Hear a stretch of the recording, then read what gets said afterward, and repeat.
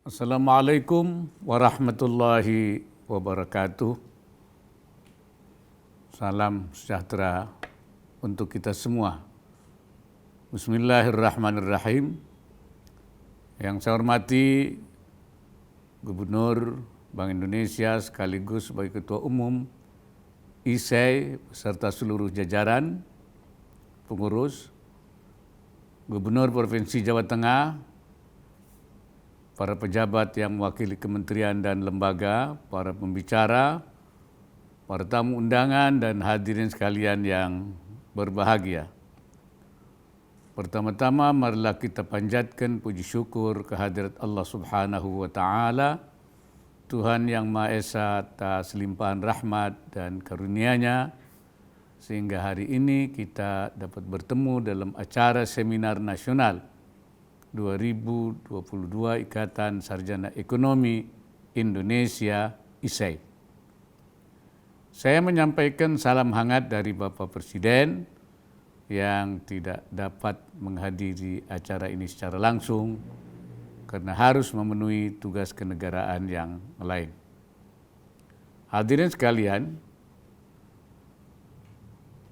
berbagai babak krisis ekonomi maupun kemelut sosial politik telah mewarnai pembangunan negeri ini, termasuk krisis akibat pandemi COVID-19 yang hingga kini keberlanjutan pemulihannya masih dalam tanda tanya, karena menjadi lebih rumit akibat adanya perang, krisis pangan dan energi, fenomena stagflasi, dan ancaman lainnya.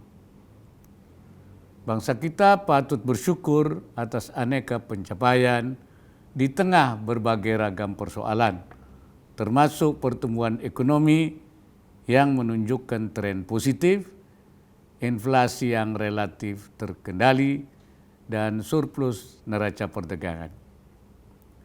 Sungguh pun begitu, kita wajib waspada karena aneka rintangan telah menghadang di depan mata. Pada level global, tingkat inflasi di negara-negara Eropa dan Amerika Serikat tembus di atas 8%. Harga pangan dan energi terus melonjak sehingga mempengaruhi kenaikan harga di dalam negeri. Kita pernah mengalami masalah serupa, yakni kenaikan harga pangan dan energi secara bersamaan pada tahun 2008. Ekonomi mengalami kontraksi dan pemerintah menaikkan harga BBM demi menjaga kesehatan fiskal. Pada saat itu, inflasi menyentuh di atas 11% akibat kenaikan harga pangan dan energi. Pilihan kebijakan serba terbatas dan tidak mudah. Sejarah memberikan pelajaran bahwa Indonesia bisa keluar dari krisis 2008 tersebut dengan baik dan perekonomian kembali berada di jalur pemulihan tahap demi tahap. Saya juga yakin perkara sosial ekonomi yang dihadapi kali ini bisa dilalui dengan baik, insya Allah, berbekal pengalaman dan pengetahuan tersebut. Di luar itu, pada level domestik kita juga masih memiliki problem serius yang mesti ditangani dengan baik. Pertama, sejak awal dekade 2000-an, kontribusi sektor industri terhadap PDB terus mengalami penurunan.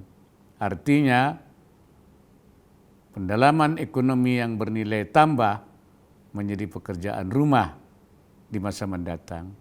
Reindustrialisasi menjadi pilihan yang tidak bisa dihindari. Kedua, kemandirian pangan dan energi masih belum sepenuhnya menjelma di negeri ini. Kedua sektor ini merupakan sektor basis di samping sektor industri yang menjadi tulang punggung perekonomian. Demikian pula dukungan sektor keuangan juga harus nyata terhadap sektor real. Triple F, food, fuel, and finance menjadi pusat pertempuran ekonomi yang mesti dimenangkan.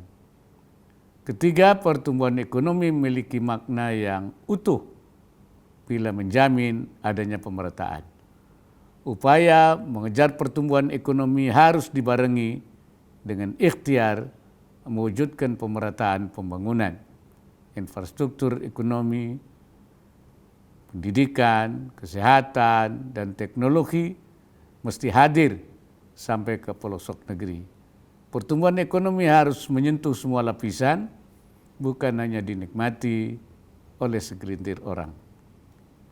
Keadilan ekonomi merupakan mandat yang diwariskan oleh para pendiri bangsa, seperti yang termaktub dalam Pancasila dan Undang-Undang Dasar 1945. Kemajuan ekonomi yang begitu pesat dicapai Indonesia tidak boleh memunculkan ketimpangan dan kepincangan ekonomi.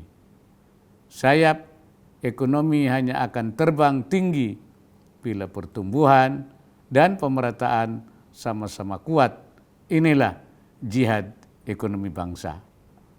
Hadirin yang saya hormati, hal lain yang perlu didorong dalam jangka pendek dan menengah adalah menjaga stabilitas dan mendorong pemulihan ekonomi.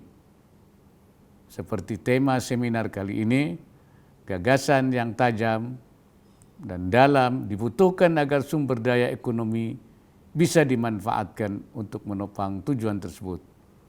Beberapa hal yang perlu dilakukan antara lain, pertama, memapankan suplai dan rantai pasok kebutuhan pokok. Ketersediaan bahan kebutuhan pokok ini sangat penting dan harus dipastikan, sehingga tidak memunculkan gangguan pasokan di akar rumput. Stabilitas ekonomi yang paling mendasar salah satunya adalah terjaminnya kebutuhan pokok masyarakat, khususnya pangan. Kedua, mendesain bauran kebijakan fiskal dan moneter yang efektif. Kehati-hatian dalam menyusun kebijakan fiskal dan moneter dalam menjaga stabilitas makroekonomi dan sektor keuangan menjadi langkah penting untuk mencegah risiko krisis. Kebijakan fiskal dan moneter mesti berpijak kepada kepentingan nasional dan sensitif terhadap kelompok masyarakat menengah ke bawah. Dan yang ketiga adalah memperkuat inovasi dan digitalisasi untuk mendorong pertumbuhan ekonomi inklusif. Pandemi melahirkan berbagai cara kerja baru, inovasi, serta digitalisasi yang membawa perubahan besar dalam tatanan kehidupan. Inovasi dan digitalisasi mesti menjangkau kelompok masyarakat di seluruh pelosok Indonesia. Jangan sampai digitalisasi menjadi sumber baru yang memicu terjadinya ketimpangan ekonomi. Selanjutnya, mendorong pemerataan dan keadilan ekonomi. Beberapa upaya yang telah dan terus bisa dilakukan pemerintah ialah dengan mempromosikan bangun usaha koperasi, membatasi penguasaan lahan, akses modal bagi pelaku UMKM, penguasaan BUMN terhadap cabang-cabang produksi yang penting bagi negara, dan industrialisasi pedesaan yang berbasis sumber daya lokal.